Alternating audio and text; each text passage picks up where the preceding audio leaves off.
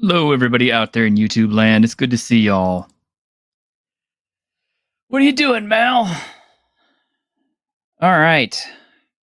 This is an unusual week for me. Obviously, we had power loss on Tuesday, and power didn't come back until around 7:30. So, not only was it a really hot, uncomfortable day here for me and extremely exhausting, but we weren't able to get a show out on Tuesday. So my apologies on that. Hopefully YouTube won't penalize me too hard. So new stuff. Well, I want Ironcaster here to talk about this because it's no fun to talk toys without Ironcaster, because I like to see his face light up whenever I show him new toys and stuff. I don't know, he's like a kid. I wouldn't have even gotten into toys or anything if it wasn't for Ironcaster, because that was kind of not my wheelhouse, and I kind of outgrew toys kind of at the end of high school.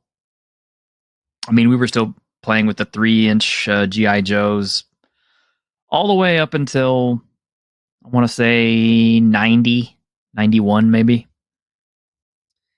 Because in 91, I think I was pretty hardcore into video games. I had always kind of been into Nintendo since I'd first gotten one, but by 91, I was working, and I had my Genesis, and it just became more and more apparent. Just like, I don't have time to play with toys.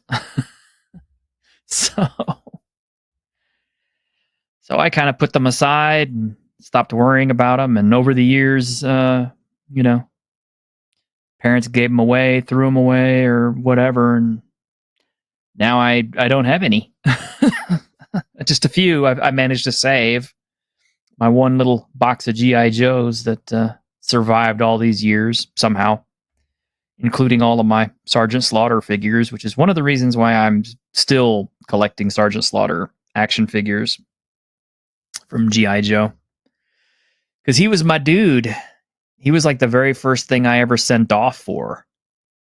Because back then, if you saved up all the little flag points on the back of the character cards on the packaging, you could send them in every once in a while and get a little bit of money off of whatever you were purchasing. And they had all kinds of stuff. I mean, they had the Steel Brigade figure, which I think I still have that. It's supposed to be personalized for, you yourself.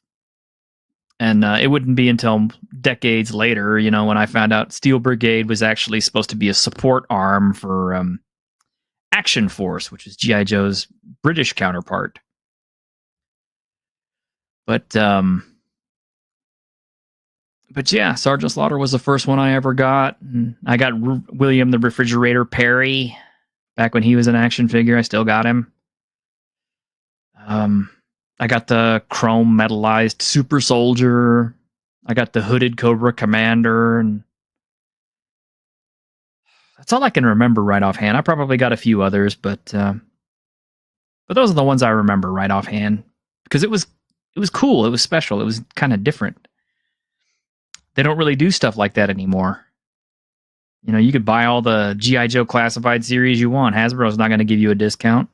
They're going to just say, hey, thanks for buying. Would you like to buy this other thing that we make?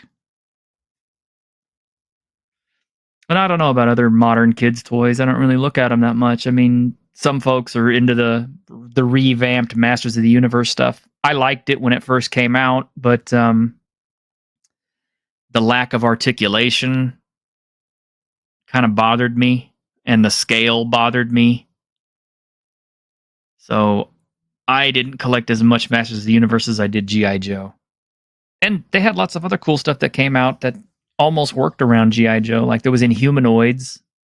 I was so stoked for that, especially after I saw the cartoon. And then I found out they were discontinuing the cartoon, and they were discontinuing the whole line of toys right afterward. So that was kind of a crushing blow. Although the Joes fought Metlar and Decompose and, Tendril all the time, because they were the same scale.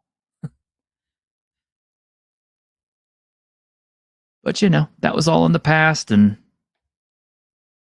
I'd pretty much given up on toys until Ironcaster kept pushing me and pushing me and pushing me and showing me all the new G.I. Joe classified stuff. So I bought a few, but I've decided I'm not going to get obsessed with it.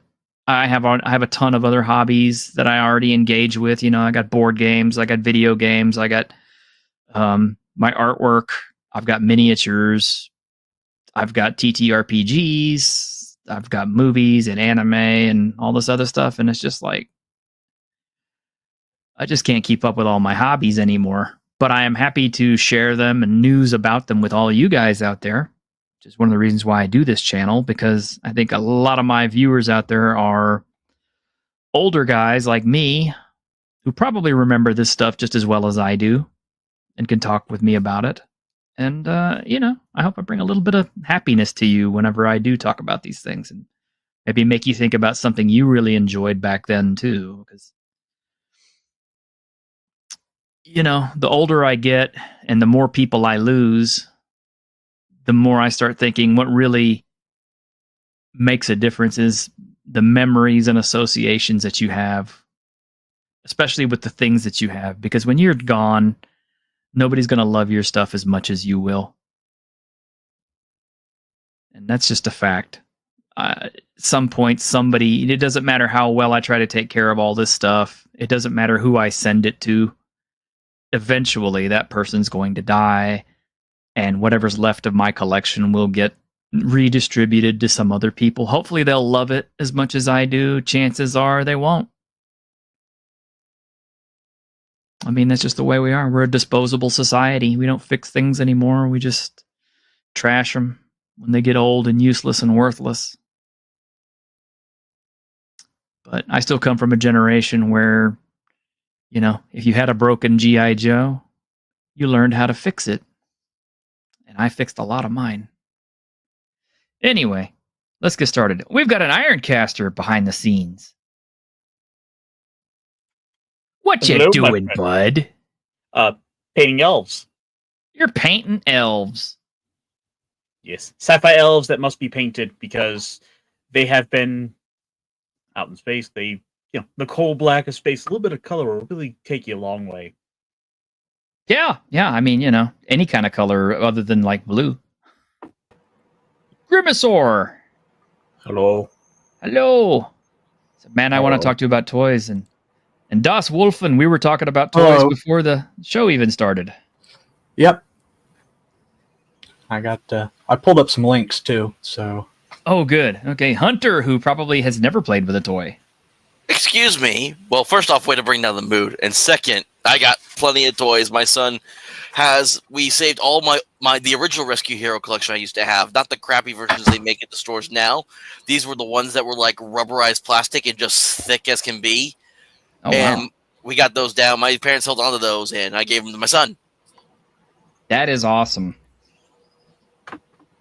That's probably the best thing you could hope for. I don't have any kids, so that's probably not going to be the fate of my toys. But yeah, we also still held on to a huge green tub that was just full of all the various Lego collections I got over the years, because they'll stay up for a bit, and after a while, they just end up falling apart and getting tossed in the bucket. Nice. Well, Caster, I got some new toys. Ooh. Yeah. I was gonna do this on Tuesday, but obviously we had problems with Tuesday. But toy country. Yeah, you want to watch Ironcaster get excited? Watch this. So I started looking at some of these other toy companies just out of curiosity, because Tameshi Nations looked really interesting, but I also found this other toy company out of China called Joy Toy. And their headquarters is not very far from me. The United States headquarters is not very far from me. So the thing you got to remember with Joy Toy is they come in 3 scales, pretty much 2 scales. They do some 1/12th scale, but that's not very much. So most of what they do is 1/25th and 1/18th scale. So you have to be careful about what you buy ahead of time. Like I ordered some of their stuff, and it came in and it was 1/25th scale, and I was like, no, I don't want the 1/25th scale. I want the 1/18th scale, because the 1/18th scale is the GI Joe sized. But Well, the one thing that's got them on my radar that I've been seeing a lot of as of late has been all the Warhammer stuff. yeah, they have the Warhammer license, and they're just doing Warhammer stuff like crazy. But you know what? I'm actually not interested in their Warhammer stuff at all. I think their original stuff is so much cooler. The main thing I would want from them is a Sanguinius, just because Blood Angels. Have you seen their was like the Demon Lord of Corn? It's like $400, but it's $400 and it's huge. Let's see if I can find it. I may have a picture of it somewhere. Well, I do happen to have a photo from one of their booths at a recent expo. Okay, let's see. Oh, I just remembered this just now because I just remembered this really quick. I don't know if you saw a T-shirt, but apparently YouTube changed their rules to where you now only have to wait 7 seconds before you can start cursing on your videos. I knew about that, yeah, but just to stay safe, we throw like a whole minute or two, Yeah. just to give the advertisements time. Oh yeah, they got that new Titan that is in 1/18th scale. That thing is, oh no, that's not 1/18th. That's got to be 1/25th. Yeah, that thing's like $500. So there was a little news story that came out recently involving G-Dub, where a third-party company that was creating, STLs for helmets had gotten the old C&D from James' workshop, and then, as it turned out, old Joy Toy of a couple weeks ago came out and revealed that they themselves are be putting out full-scale replica helmets. Oh yeah. Yeah, I've seen that on their website. Believe me, I've been cruising their websites for a week now, checking out all their stuff and getting hyped up about it. And some of their stuff is really cool. Like some of their big mechs, like Fear, have leather accoutrements and stuff that are real leather and with real pockets and everything else on them. I'm just kind of like, man, I've never seen stuff like this. I like the look of their stuff. I wouldn't mind getting the Angron, but I can't justify the prices they want to offer for this stuff. I'm like, it's a little bit outside of my price range. And the little bit of like G-Dub stuff, plastic that I have picked up, even that's like the upper end for what I can do right now. Well, actually, it's more affordable than you think. The trick is you have to buy it directly from the company. Or from one of their licensed distributors, because they will offer you all kinds of deals. Like, check this bad boy out. Yeah, that's Angron, the Daemon Prince Primarch of Khorne. That's the big one I was telling you about. It's, $400. It's supposed to be available next month. I mean, and this is 1/18th scale, so this is G.I. Joe figure scale. I want to see him face off with Serpentor. Well, he could like step on Serpentor, because he's 38 centimeters, and I think what the regular GI Joe figures are like 3 centimeters or something.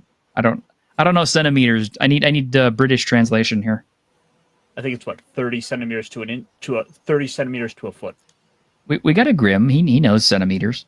It's about 2.6 centimeters to an inch. Okay, so Roughly. yeah. So how much taller? So 38 centimeters would be like what? Like almost a foot and a half? It would be If only we had a calculator for this. about 15 inches. So yeah, about a little over a foot. That's wow. And these things are really nice. Hang on, let me show you what I'm talking about. Now, you want to watch Ironcaster get excited here. Here we go. Okay. Let me turn this on. There we go. So this is, I had to get this through a scalper. but this is their 1/18th scale Hurricane dual mode mecha mystery model. These are hard to get. They're not available on their main store. But that is how cool these things are, and all of this stuff comes off. Like see? All of this stuff breaks. It's made out of soft plastic, so it's easy to remove. So, because one of the things you can do with this is you can reconfigure this into a motorcycle, but it's got like Gatling guns, it's got all kinds of stuff, and it's a full-size mech. And just to give you some perspective, okay, here we go. This is one of their regular-sized figures in comparison to it. You know, it's those kind of mechs and model kits that I really enjoy. It's from companies like them and Kotobukiya, where there is a lot of modularity. Yeah. Actually, that's one thing I noticed about all the figures, too, is the fact that the heads are more or less... Well, actually, you could take the whole model apart and put it back together and recombine it any way you want to. But some people are 3D printing new heads to put on, and I've seen those. You know? Which has been one of the biggest game changers. And I say this now having gotten one. Like, it's really gotten me to stop and rethink about all the, the knickknacks and the toys and all that. I'm like, could I just 3D print this? Yeah, this one was designed for Shadowbox. You can actually see he's got like a full stand-up cannon and everything, helmet, they come with so much stuff. They're on the pricey side because it's like even the cheapest figures I've seen are like $17, but they're very nice. These are way cooler than the G.I. Joes I remember, and they're way more articulate. But do they have Kung Fu grip? Well, yeah, actually they do, because, okay, here's the deal. The G.I. Joe Kung Fu grip, that was called that because the rubberized material that they used for the hands was more springy, and it was something that they put on the G.I. Joes because the plastic hands kept breaking, because, back then you had like mostly hard plastics. Yeah. So, yeah, the Kung Fu grip is the same kind of rubbery, spongy material. So, yeah, they do have the Kung Fu grip after all these years. In fact, the whole bottle is made out of Kung Fu grip, basically. Because they don't have a whole lot of hard plastic points. Even this big mech is mostly made out of that same kind of rubbery material. It has very few hard plastic points in it. But these things are really cool. It's their own IP. It's not like licensed out or anything. This is just stuff that they make. And I'm just stunned at the level of detail. I actually like these better than the G.I. Joe classified stuff, if I'm not lying here. I mean, because, yeah, the G.I. Joe classified stuff really looks good. It's really detailed. It's really articulate. And, of course, it's a callback to the old classic G.I. Joes. But it doesn't feel the same because the scale is so much bigger. They feel more doll-like. But when I think action figure, this is the scale that is action figure to me. Because this is what I grew up playing with in scale. Well, I mean, the big advantage is ultimately going to be the accessories. When you get to that scale, it's easier to be able to stock and sell, a car or a truck or a plane when it's, maybe 8 inches long. Whereas if we're talking the 12-inch scale, which, while yes, it's kind of nicer and better posability sometimes, the problem is everything is so much bigger, which means it has to be more expensive. Yeah. And yeah, Mal, the Joy Toy mechs do look cool. That one looks cool, doesn't it? The Hurricane. I pre-ordered a big one called Tyrant, and the only reason I ordered it is because it's so big it actually has a cockpit on it. And I was thinking, man, I want to see a full-size mecha with a cockpit on it. So, of course, when that shows up, I'll I'll troll that out here and watch Ironcaster, salivate on camera. But you got to buy you some of these, buddy. Start cheap. Get the little $16.99 ones first. Well, see, the thing is, I've got the 3D printer now, so I'm just looking. So all of my attention has been drawn towards what STLs can I get. Like, this little bit of news just came out today. Pathfinder is now doing some officially licensed STLs now for their Pathfinder Quest. Oh, of course. Yep, I'm already on the crowdfunding for it. Das Wolfen, are you a 3D printing guy too? I bet you are. Oh yeah. Don't you remember last week I showed you the Aussie I printed? Or was that here? Nah, it wasn't here. Oh. Like Oh wow! Hang on. Let me. Oh wow! That's him from Brutal Legend, isn't it? Yep. Wow. And it's got a base. Oh, let me see. It's got stairs with skulls on it. Nice. I like that.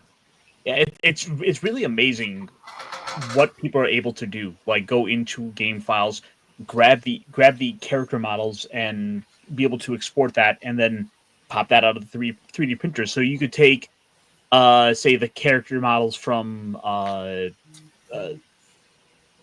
from any video game. You could take the Helldivers character models, and you could export those, and now you're having an actual battle of Helldivers versus the alien bugs. I've thought about, that would be something I would almost like to do because I do so much 3D rendering. I have the capability to export those things into STLs. Which, honestly, that's something we could talk and work on, because if you're already creating all that stuff, theoretically you could just turn around and create it into a character model. That model you could then turn around and sell, and now you have this little. Okay, I gotta stop you there. I can't sell them because somebody else created the model, and in order to sell the model or pieces of it, I would have to buy their license, which is extremely expensive. So. And that's what it all. There's always there's always that aspect of it. Yeah, it is. The guys who design the stuff are actually the ones who get paid the best, I think. But well, they collect the money either way. They do. And kind of jumping onto this, Caster, I thought you'd enjoy this because you and Grim would enjoy this especially. Let me see. Share screen again. I hate that I have to do it this way and I can't just pull up another thing, but okay, so this is the Valaverse, which they are doing Action Force 12-inch, and I've already bought their Sergeant Slaughter, which I really enjoyed. But I know jack crap about Action Force. But it's basically what it's the European version of G.I. Joe. How far back do you want to go? Well, originally it was Baron Ironblood was the original, well, and I've seen those figures. Originally, it was Action Man, which was the big foot-high figures, which I think were based on imported US G.I. Joes, the original figures. And then they were customized and localized, and it was all British military kit and outfits and stuff. Then they went down to the Star Wars scale figures for the early version of Action Force, which took the action from Action Man and turned it into Force. And their enemies were the Red Shadows, who were a bunch of brainwashed soldiers and flunkies under Baron Ironblood. And then that in the British comics transitioned into Cobra. Cobra basically usurped and took over the Red Shadows and wiped out the leadership, though Baron Ironblood changed identity to become Cobra Commander.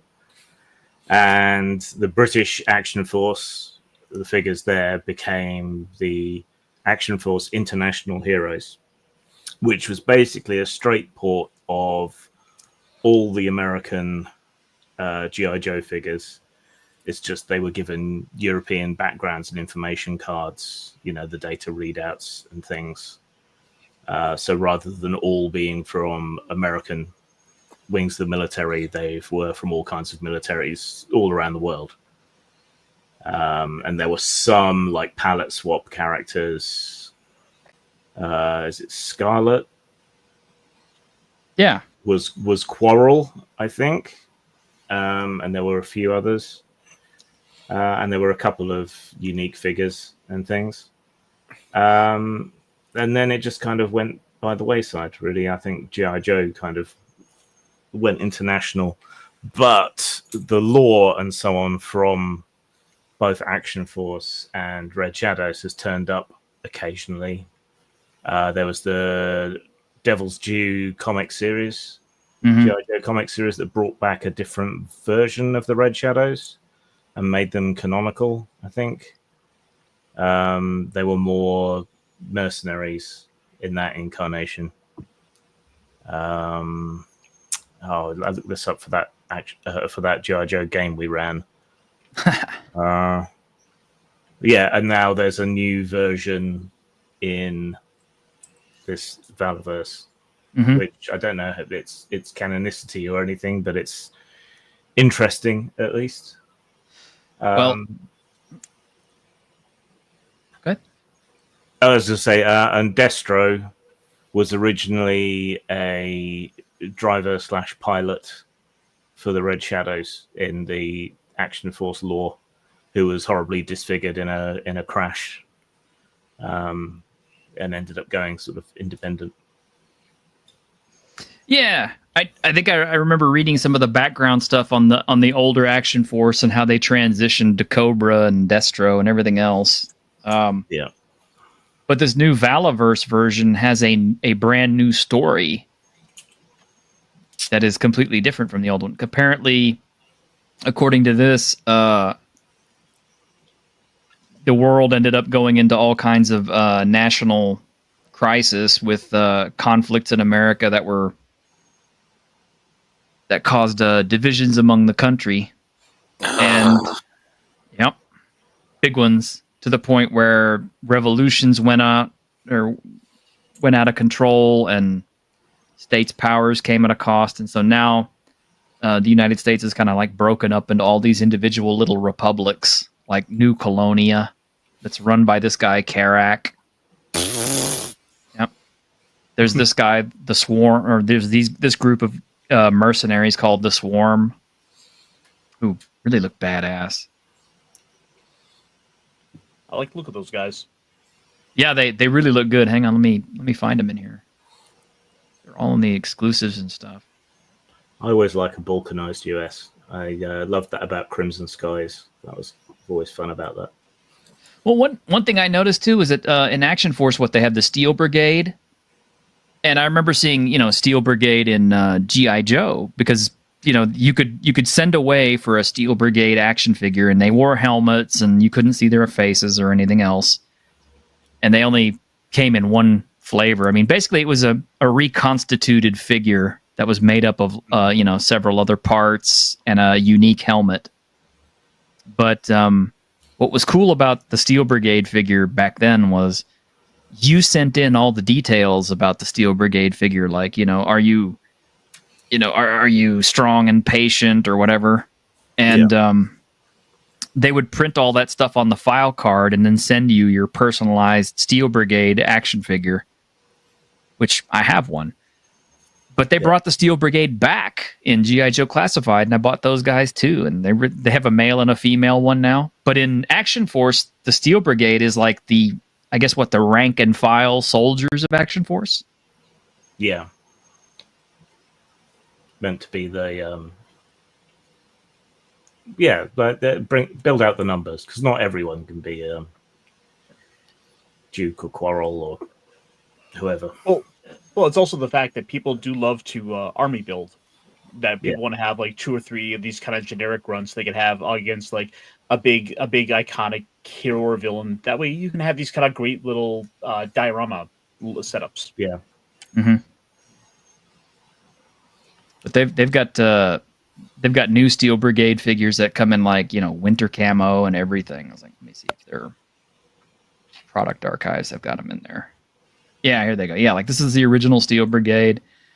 And I noticed most of the characters are American, except for guys like Condor, who's obviously British. He's got the Union Jack on. Yeah, Sergeant Slaughter is back, and that's the only reason I got interested in this at all was the fact that they had a Sergeant Slaughter figure. So I was like, ooh. So that's what Condor TM's been up to. Ooh, being Karak? Like if the figure has teeth. Yeah, they sell these basic. Not a very British name, though. I guess it isn't now because California Condor, but they sell gear packs and all this other cool stuff. They got, let me see if I can actually find this. Yeah, this is a Swarm guy. They actually look pretty cool, though. I don't know why. It's making me think of those Beehive minions from the Venture Brothers show on Adult Swim. All those guys that he has. It's like King Bee or something. He has minions all dressed up like honeybee dudes or whatever. The Monarch. The Monarch, yeah, butterflies. But yeah. That's right. One of the things that the old Action Force used to have is they had, was it like Skeletrons and... Skeletrons and Mutons were the robots that the Red Shadows had. And I think if you look at the data sheet, this is called like Crimson Shadows Technologies or something, which is clearly a bit of a nod. Oh, do you have it over there? Hang on, let me stop sharing screen. There we go. That's me. Oh, that's you. Okay. Yeah, this was what I had. You had the full 12-inch size ones. Yeah, I remember these.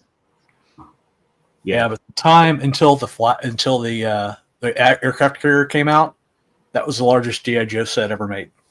Oh God, I didn't have one of those, but that was every kid's dream to own one. Although, truthfully, the one thing I always wanted was the that's what I had. Was the Space Shuttle Launch Complex, the Defiant. Yeah, the Action Man stuff was so well made, though, right? Like I had a tank for Action Man. I could ride around on that thing like a go-kart. Jeez. And then I had that. It was a glider you could put your figure on. And see, I missed out on a lot of that. I mean, yeah, I was alive during that time, but I think it was put out just before I was born. And so by the time I was, old enough to where I could start playing with it, it kind of was already on its way out. I mean, I had some G.I. Joe Adventure Team, what do you call it, records to listen to and stuff like that. But yeah, I missed out on that. $6 Million Man was kind of my thing since he was the same scale. But I don't know, man. I always liked the little bitty figures better. I always thought that was pretty cool how they could cram that much detail into something that small. I always remember, well, for me it was Beast Wars was my big toy.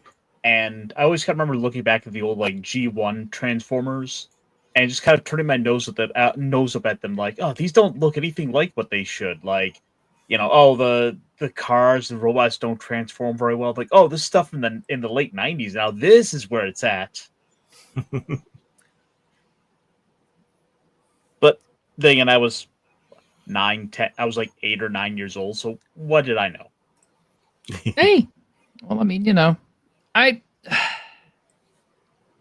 kind of feel bad that, at some point in a guy's life, you're expected to put down toys and stop playing with them. Right? Because it's time to grow up and be a man and do all the stuff that men do. Become responsible, have a family and all that good stuff. Pay your taxes. Pay your taxes and become a good citizen and all that. And I mean, that's fine. Go through puberty, start playing with yourself instead. Oh yeah, discover girls. Talk about your 12-inch action figure. Or if you're a female, you switch out your Barbie dolls for different toys. Yeah.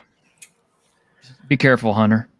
But Seriously. I think we come up with elaborate ways to keep playing, though, don't we? Like We we do. add math and we call it D&D Mhm. to our games of imagination, or we shoot paintballs at each other instead of pointing sticks and shouting bang. You know, so Yeah. we find ways to keep, or we call it collecting. Or when it came to computer games, you used to be able to talk about the technology and the graphics and the processor speed and stuff like that, and that could make you seem very grown up. And blast True. processing.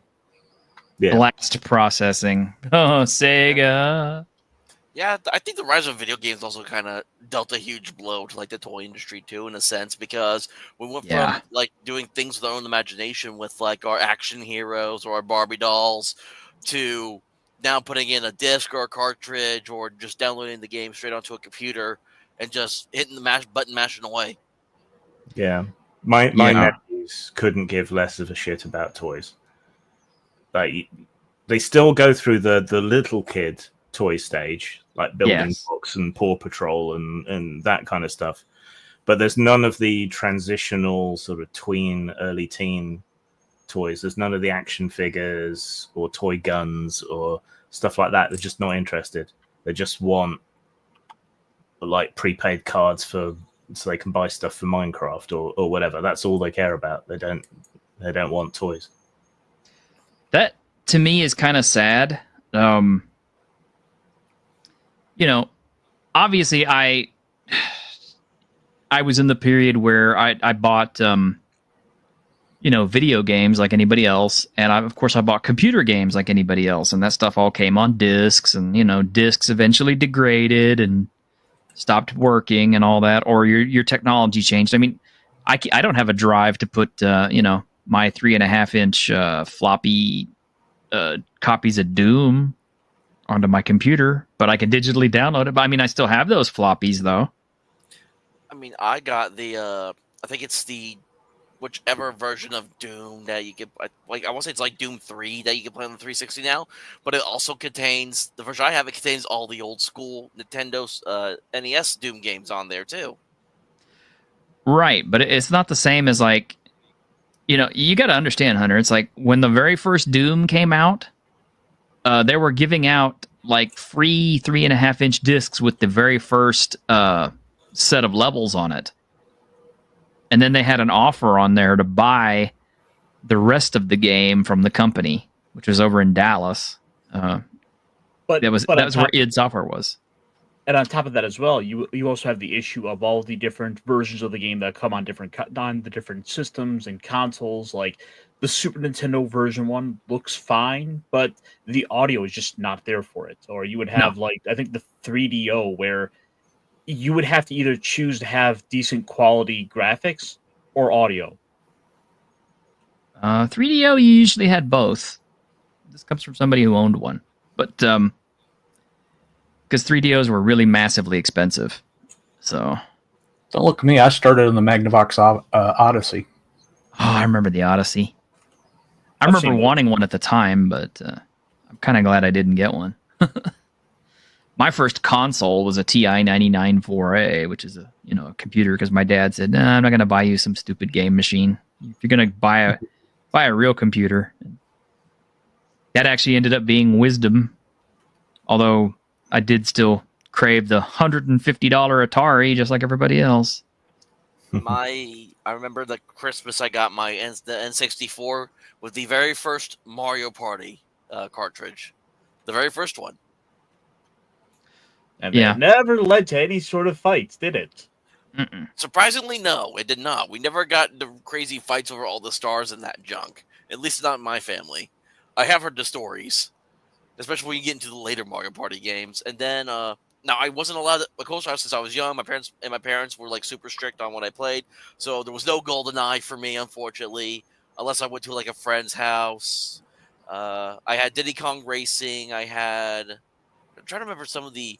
I didn't really have like all the staple ones. I had just like weird ones that were like based on like movies or sports or whatever. But I wasn't big into like all the sports games myself. Well, true, but that was also an era in which sometimes you would get a decent video game adaptation from a movie. Mhm. Like GoldenEye is obviously the gold standard there, but Mm, you would also wind up with games like Spider-Man 2, Yep. which was one of the other greatest video game or movie licensed video games. excuse me, I think you're forgetting about the Riddick series, which was like Dark Athena, which was like way awesome. And they were voiced by Vin Diesel back then too. You know, I only just recently caught one of those movies. What's wrong with you? Why are you like this?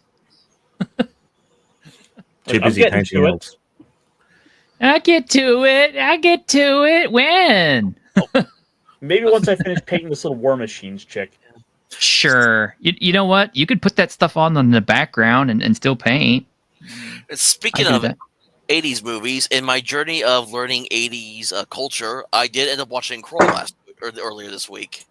Okay, Riddick is not 80s, it's 90s. Yeah. Well, since we were on topic of movies, you all have lambasted me for my lack of movie knowledge. So It's all 1900s. Yeah. Oh, Jesus, I die Oh. every time some kid tells me that. Is that back in the 1900s? Yes, it was back in the 1900s. I had a coworker tell me 300 is an old movie. that was early 2000s. So you front kicked him through a window. Well, I would have, but then I would have had to have a little discussion with HR about it. That's all right. You just kick them through the window. Oh, is this something you're working on? That's what I'm printing now. A beholder. Wow. Yep. Behold, children. With the stand. So a beholder Yeah. holder. Yeah. 300 came out in 2006. It's only almost 20 years old. It's You not know- even vintage. You can almost justify miniatures as a replacement for toys just because of the fact that it's like, you paint them, in some cases you put them together, and then you can actually use them in games, but yeah, actually owning old toys is kind of fun, and like I said, it's really cool to see what the new ones look like, I'm so shocked. I sometimes I kind of wish I was born a little bit, later in life, like maybe in the 2000s but then I start thinking, you wouldn't be able to afford this stuff. You'd just be sitting there clawing at the screen, hoping that you could buy it. And I mean, I don't know. There's something depressing about the fact that everything is moving towards digital, and, you will own nothing. And you will be happy. Yeah, kids today will never understand the joy of getting that Sears Christmas catalog. Yeah. Oh man, I remember looking through those things. Circling all the things you want, but you probably Yes. won't wind up getting. Yep. Yes. The Star Wars stuff in particular was something I always looked at real closely. God. Those were, I mean, The joke's on you. Mom and Dad might have already bought like the one thing you're getting, but you're gonna circle it all the same. oh man, you know what? The best Christmas I ever had. Check this out. We went to they had this little like boutique toy shop with this English couple that ran the place. And mostly they sold dolls and stuff like that and import stuff.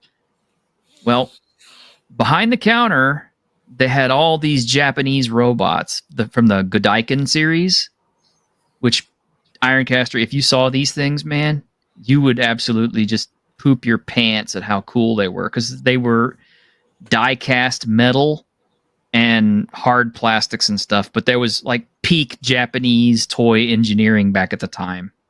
And they had some popular titles. They had like Voltize, which was like and Goleon, which was Voltron 1 and 2, and I think they also had Tetsujin 28. Mazinger. Yeah, they had Mazinger. They had all kinds of stuff. They even had Leopolodon, which was the giant mecha from the Japanese Spider-Man show. They had all kinds of good stuff. But the big thing they had behind the counter that really got me was Goleon, which is 5 Lion, which was basically, it was Voltron, the 5 Lion Voltron.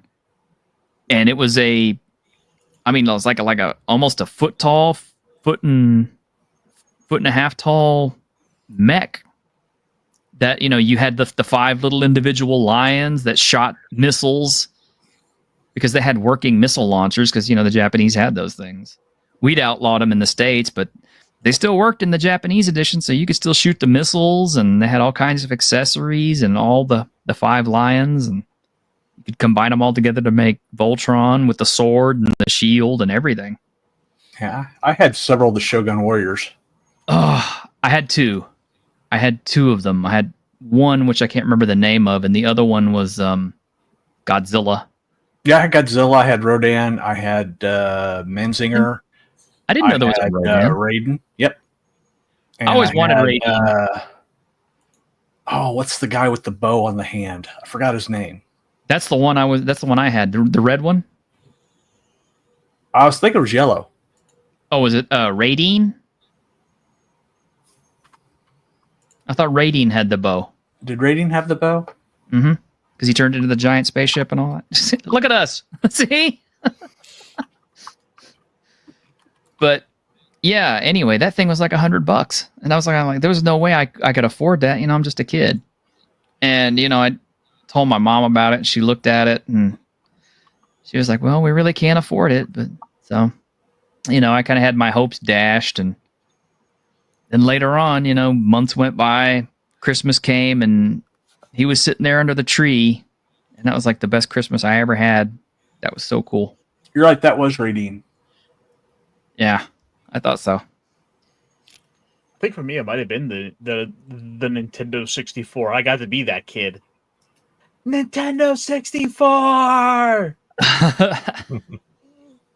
Savo says, I didn't have toys, at least nothing I imagine I'll be nostalgic about. And he thinks all that digital world has already arrived. Yeah, it might be.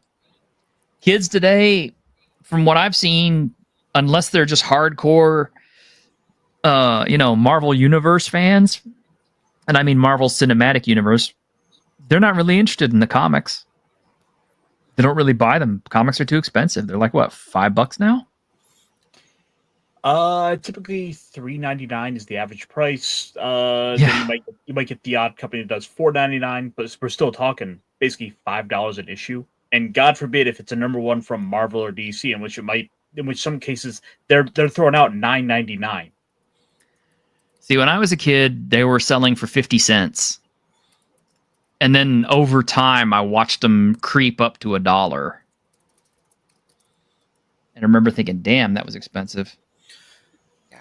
And I remember when I used to work in a Walmart store at late night stocking shelves, and they'd throw me in toys during the holidays.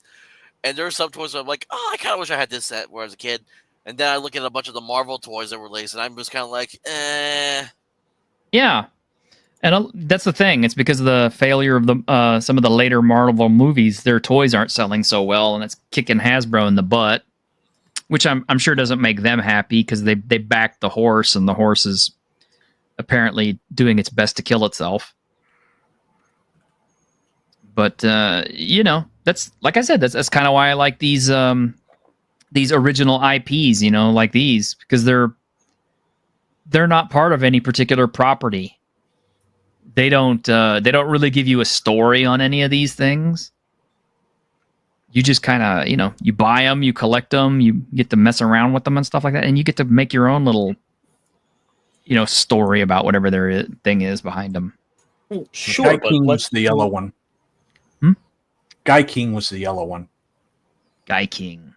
Well, sure, but Yeah. let's not go ignoring the importance of having that basic backbone of a story there. Like, hang on every little bit of those tidbits of details that like are supposed to be part of the character's backstory or the history to them that just made it seem so much bigger and so much more important. I mean, half the Star Wars characters whose backstory existed because of like the history on the box. Well, okay. I was talking to Daz about that before the show. Kenner, I think, really is the one who set the standard for toys, like in the 70s going forward, because before then, you know, everything was the big, you know, 12-inch G.I. Joe size action figures, right? The big ones. Yeah. But when Kenner started bringing out their Star Wars toys, first off, they were $2 a piece. The very first 2 figures I ever bought were a Stormtrooper and a Chewbacca, and they were both $2. But that scale is kind of what set the standard for all the action figures and stuff moving forward. I mean, Masters of the Universe was kind of the oddball, but it had a huge, the cartoon following kept that scale and that size and that lack of articulation going. But it was the small 3-inch figures that kind of dominated most of the 80s. And I think it was because of the Star Wars stuff, because, one of the things you could do is once the G.I. Joes came out in 3-inch size, you could cross play with your Star Wars stuff. So it wasn't so bad. We used G.I. Joe as our first miniatures Yeah. playing D&D. Yeah, I remember they released the Masters of the Universe action figures before the series came out. Yeah, you never got into the show because you'd already created your own lore, which you liked better.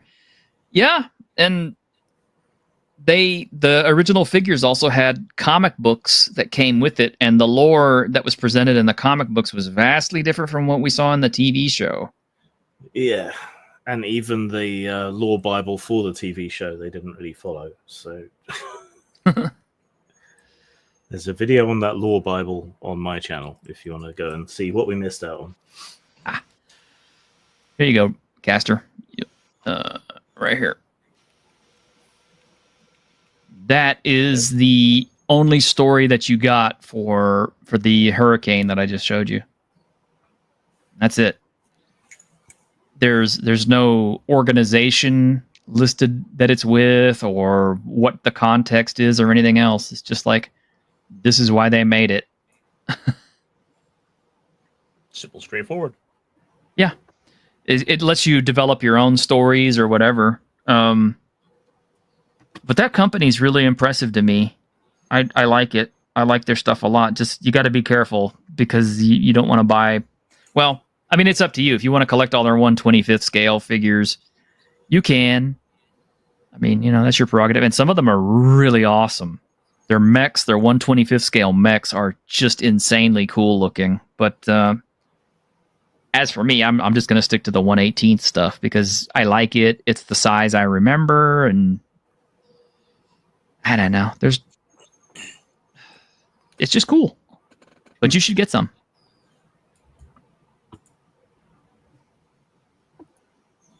And what's this? Malaquin says, how do you like those 3D kit-bashed mechs?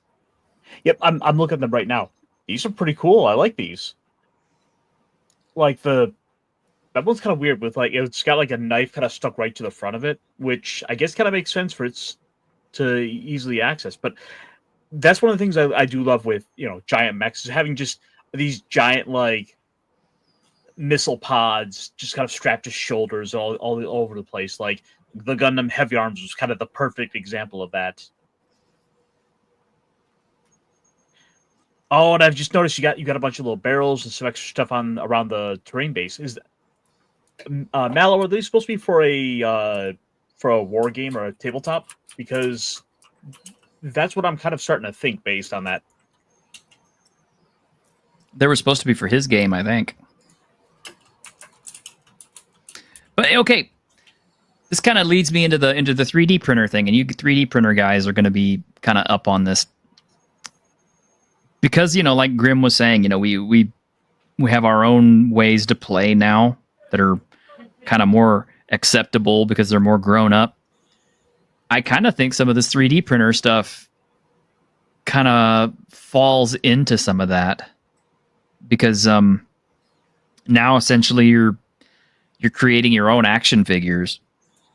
So you're creating your own lore, your own story. And if you're talented enough to be able to 3D model, which apparently a lot of people are, you can make your own stuff, design your own lore and history, and just build figures the way you want to.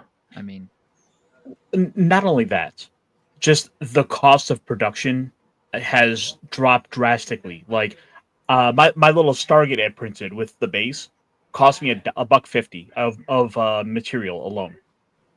Mm-hmm. And so I could print out probably 5 or 6 of those for a bottle of for like half a bottle of material. I'm sorry. How much does the material cost you? Like it cost so about 1,000 kilos of the material, which sounds like I'm buying drugs. It cost me like it was cost me like $15-16. Huh. It's went up a little bit because of the tariffs. It's now up to 18 to 20. Wow. But still, you look at that and you compare the price to your other printing stuff. Like Yeah. my little totally not Space Marines are costing Totally me, not Space Marines. costing me maybe 50-60 cents each to print. Compared to a squad of 10 of them is going to be like $5, if that. As opposed to buying that same squad from G-Dub for like 35-40. You know, I should be thankful that I have so many miniatures that I have to paint right now, because I feel like if I had a 3D printer, I would go broke just printing miniature after miniature after miniature that would never get painted, never get assembled. Oh, and then you find out about websites like My Manufactory and all the tribes where you can sign up for like a monthly subscription to people. So you're like, I do that. I'll sign up and get War Machine's monthly releases. Oh God, yeah, I just saw that. Yeah, I probably got about $200 worth of Patreon and tribes that I deal with every month. So we do have our own addictions now. We have some new addictions. That's another addiction I don't need. I can't afford it. But the thing is, right, looking at that and comparing it to I'll be honestly, it sort of changes the way you look at stuff, because the FOMO, you look at the FOMO of, buy this exclusive mini now, and it's like, well, why? If I have a 3D printer and I can find this stuff, I can print it up whenever I want. The FOMO isn't there. But hang on, I have got to get going. Family just stopped by, so I will catch you guys later. All right, see you, Caster. We're almost done anyway. So yeah, I mean, I kind of didn't expect this entire episode to be about toys, but it kind of is. It's about toys and playing and everything else. And I mean, that is part of pop culture, I suppose, and we are a pop culture channel. We just basically, a lot of us just went from playing with physical toys to save the princess to rolling dice in hopes we save the princess before the dragon kills us. Yep. Which kind of leads me to another avenue that I'm hesitant to talk about it, because I don't want to throw so much shade on it, but because I like video games. I like video games a lot. I play video games all the time. But I wonder if the video games have kind of detracted from our more physical play. I mean, obvious example, Baldur's Gate 3. Look at how that's affected those that are now coming into D&D, to where it's basically they're trying to recreate that game in the modern tabletop now. Like I have a Beyond D&D on my phone because I just have stuff I do with it. And you can literally play as the characters from the video game at your table. Right. Well, I mean, not so much that, but it's like, okay, Grimm has the G.I. Joe role-playing game, and we got to play it. They still have, G.I. Joe classified toys, which you could buy. But they don't really have, like, a G.I. Joe video game. I mean, they do, but it's like a platformer type beat-em-up thing. So it's not really... It's not really like story impacted. It's not really story impacted or anything else. There's no RPG elements to it. It's not like you're going to go through and play as Snake Eyes and, try to sneak into Cobra's base, full stealth and with, NPCs and everything else. So, but my thing is, how many people would want that? I don't think that many people would. Yeah. See, I think it would be cool, but then again, it's like, would it be better to play that as a TTRPG? Would it be better to play it with the toys, or would it be better to play it with the video game, or all three? I don't know. The movies didn't do so well because they were garbage. I thought the movies were great. I enjoyed them. Well, okay, but those of us who actually grew up with that stuff and were watching it on screen, we're like, this is not what we love. But I don't know. Let's see. Magnificent Devil says, people who play video games and don't play tabletop are never really going to play tabletop. Yeah, I think so. I mean, I played video games for a long time, and now I'm playing tabletop, and I still play video games from time. Yeah, and I still enjoy video games. Hell, I mean, I've been playing 7 Days to Die's latest iteration here the last couple of days because they made a bunch of changes and stuff like that, and the community's been lashing out against them for it. And so I loaded up the latest version and tried it out for myself, and it's kind of like they made changes. I don't necessarily know that I agree with them, but they're already backpedaling and saying they're gonna change it again because they've had so much community backlash. Yeah, so at least they're being responsive. They are.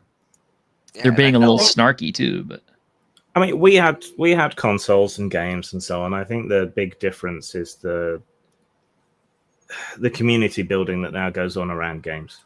Right, everything's multiplayer. Personally, I don't much care for that, but you can. Computer games for me used to be something I would do when I couldn't get together with my friends. yeah. But now you play your games with your friends. Yeah, and originally, like the Nintendo and Genesis, those were console games, and unless you invited a friend over to play with you, it's pretty much a solo experience. And, and it's a contained story. It's not like, once I finished, Sword of Vermilion, it wasn't like, I went out and got a DLC pack and attached it. It's kind of like once the story's over, it's over. You can either choose to replay it again or do whatever you want. But that's the thing, is there was a time when video games were all self-contained. They were individualized experiences that, individual people had.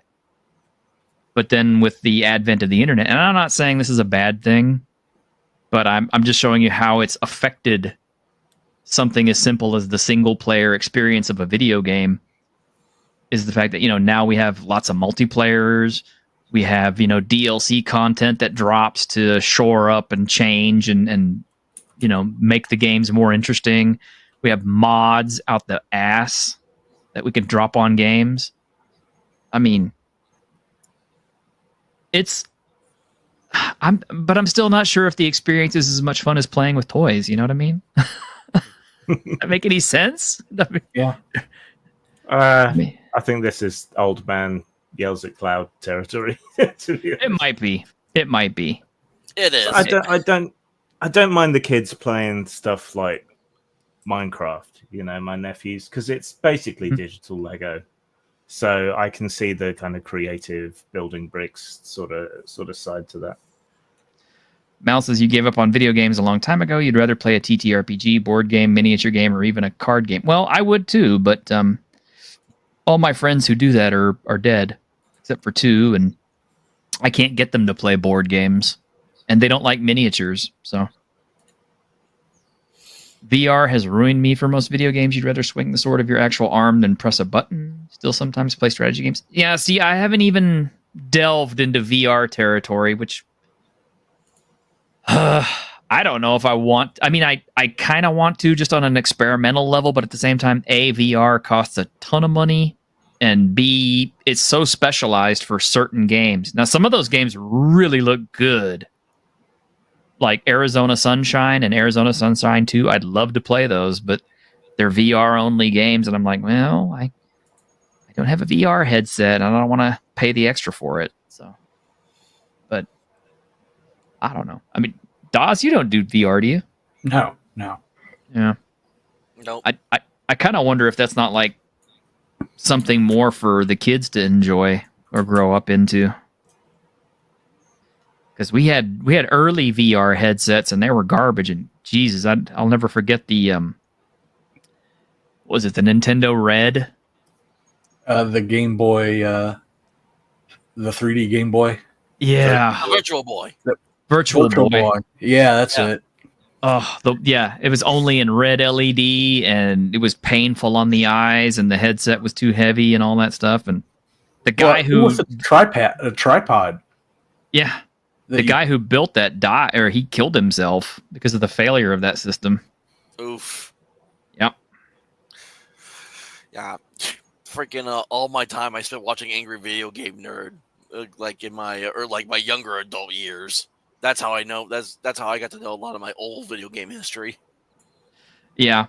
And I kind of feel sad about that. I think a lot of people they're only going to know stuff through YouTubers who make videos about this kind of content. I mean, even I myself find myself going back and looking for YouTubers on games that I can't play anymore because they don't exist in a format that I can play them on anymore. But I can still remember what they played like, and I can still enjoy the music from them and all the dialogue and everything else, and wax nostalgic for days gone by. That's why GOG is such an important company. Yes, I agree. GOG is kind of like our internet archive of gaming nerddom. Well, I hate to do this, but I gotta run too. So sorry I didn't get to ruin anything this time. Well, that's okay. You don't have to ruin everything every time you show up. Yeah, but I kind of love the song now a little too much. Okay, here I'll play it just for you. Okay. Hey, where do I even have that? I've moved things around a little bit. Hunter ruins everything from A to fucking Z. He's crude, he's rude, and cannot grasp behaving in society. He is the faux pas king. Oh yeah, watch out, 'cause here it comes. Hunter ruins everything. Oh yeah, Hunter ruins everything. That never gets old. You all have a good evening, gentlemen. All right, you take care, Hunter. Let's see, VR is comparable to a console these days for entry-level cost, which is still pretty good. And playing Skyrim in VR is amazing. Oh, don't tempt me. I can't afford it. The trouble with it is, right, you have to have the computer or the console, then the VR headset, which is the same cost again. Then you may have to rebuy the software or an expansion for it. Then you need room in order to be able to play, which is normally a concern with a console and a controller. You need room to swing and prance about without smashing anything. It's like 3D TVs or Cold Fusion. It's always 20 years off before it's useful. I suspect that's going to happen at some point. We are going to end up having screens that can interpret movements and things like that. So we'll be able to do VR from our television sets without without handles or remotes or buttons or anything. We'll just, make finger motions to, pull triggers and reload and all this other stuff. I don't know if any of us three will be alive when all that stuff comes out. I mean, we may be long dead in the grave by the time that stuff comes out. Shit moves quick. I just want my direct neural interface. That's all I want. Oh, one could hope. I mean, I guess what Neuralink is as close as we've gotten right now. Yeah, well, we're getting closer. Yeah, I mean, if Elon wants to pay me to jam some, some chips in my skull, I'm okay with that. Both Facebook and Microsoft are heavily pursuing augmented reality technology. Nice. Well, maybe we'll end up with that. Though Facebook's doing it because they want everyone to have AR glasses, because they feel like Apple kind of took control of the mobile phone market, and that's their platform, and they want a platform that they can dominate in the same way. Well, the thing is, okay, and this is something to think about, and this brings us right back to play again. At one time, we had two competing discs. We had Blu-ray and we had HD. And they both promised, high quality, definitive watching experiences with the best graphics and everything else. And people were kind of stuck for choice on which one to buy and invest in.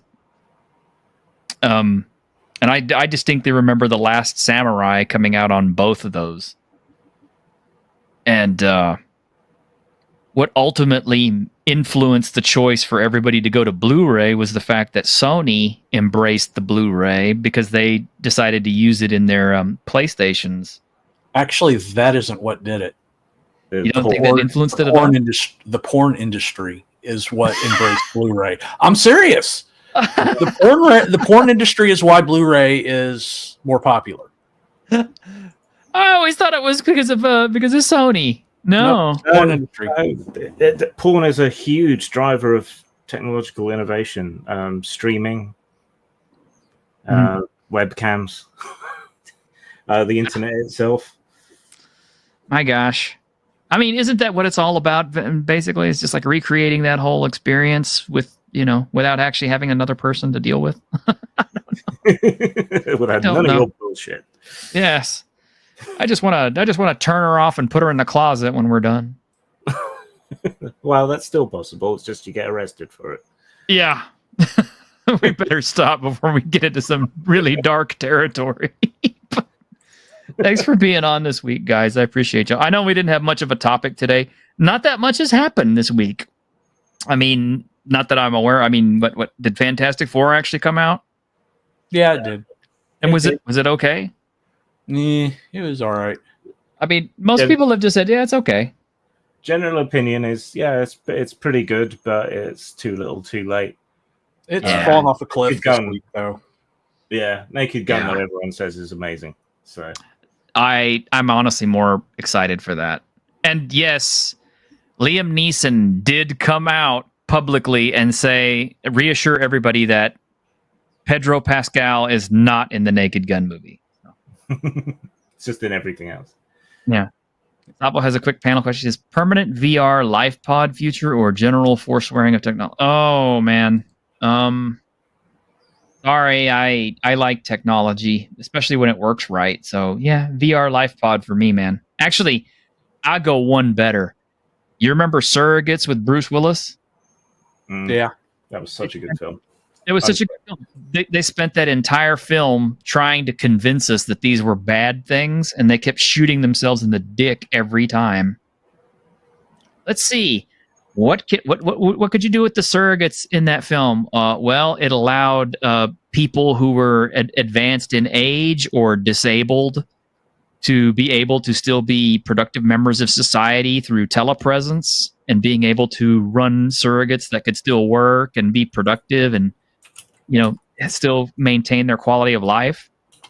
You had people who may have had gender dysphoria or body dysphoria issues able to live out their dream forms in whatever way they chose, and probably reduce the self-termination route.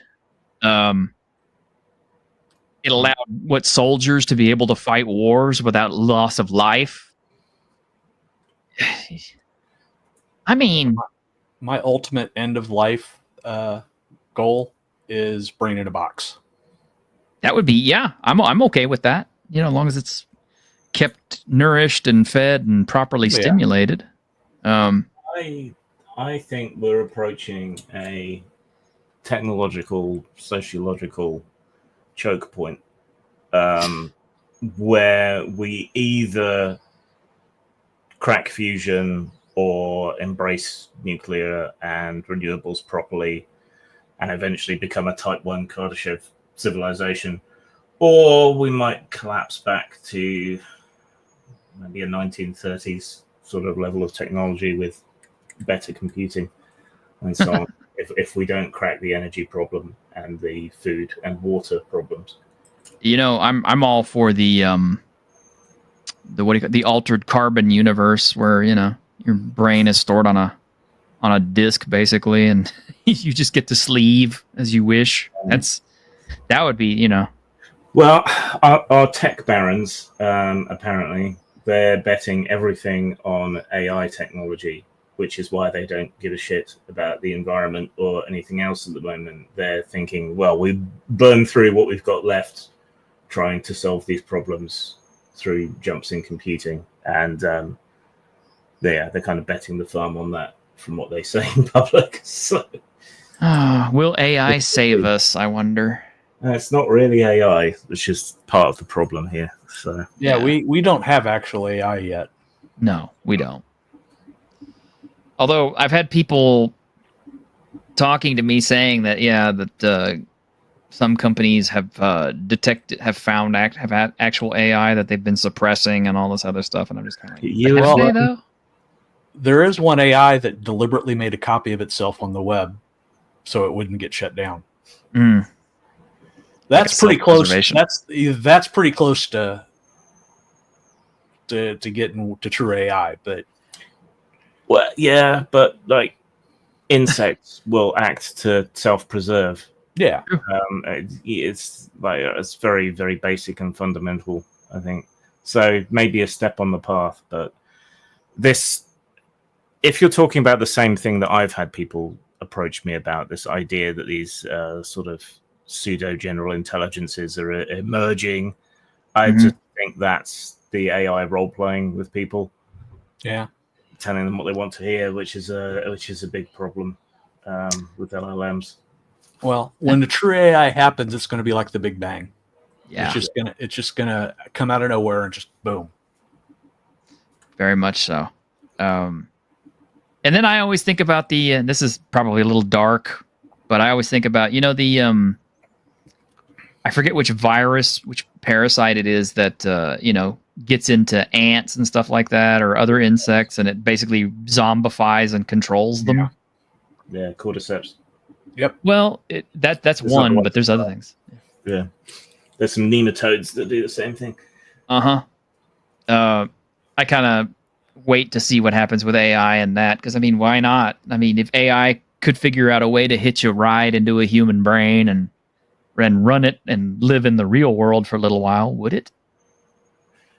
Well, there's also this thing called non-conscious intelligence, which is kind of science fiction-y idea related to the dark forest and all of those kind of ideas, that you can have intelligence, problem solving, all of these things without it being a conscious entity.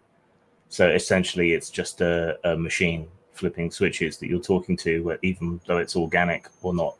So it can appear to us to be acting like a conscious entity, but it's not actually conscious. It's not aware of anything it's doing. It's just running out its program, sort of. And some AI may be like that. How about that? We started out with a discussion on toys, and now we've gotten into the dark future, into reality. This is good lunch table conversation to me, though. Well, be kind to your Furby, because it may be your overlord in the future. Uh-huh. Yeah. I'm always the one that says, I, for one, welcome our new AI overlords. Same. I'm like, hey, we had our shot.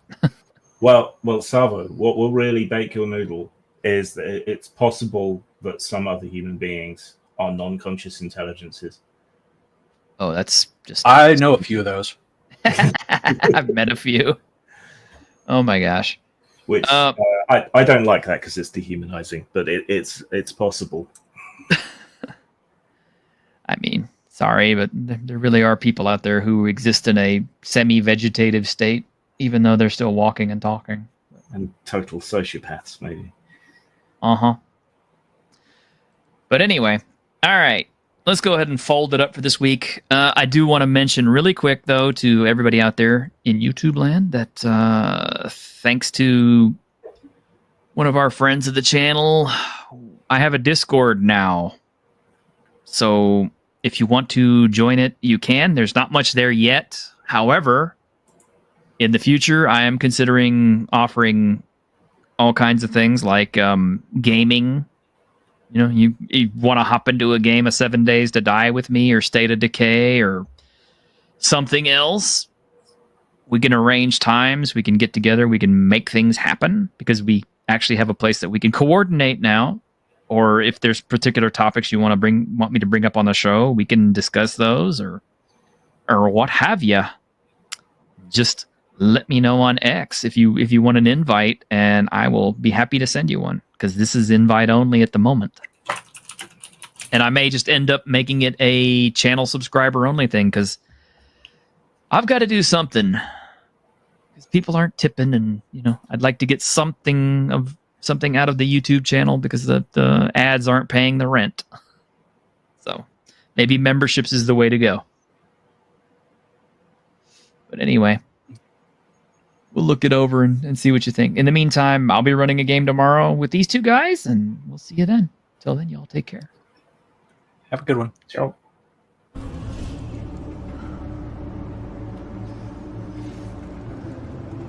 On behalf of the staff of the Independent California Motel, I wish you all sweet dreams.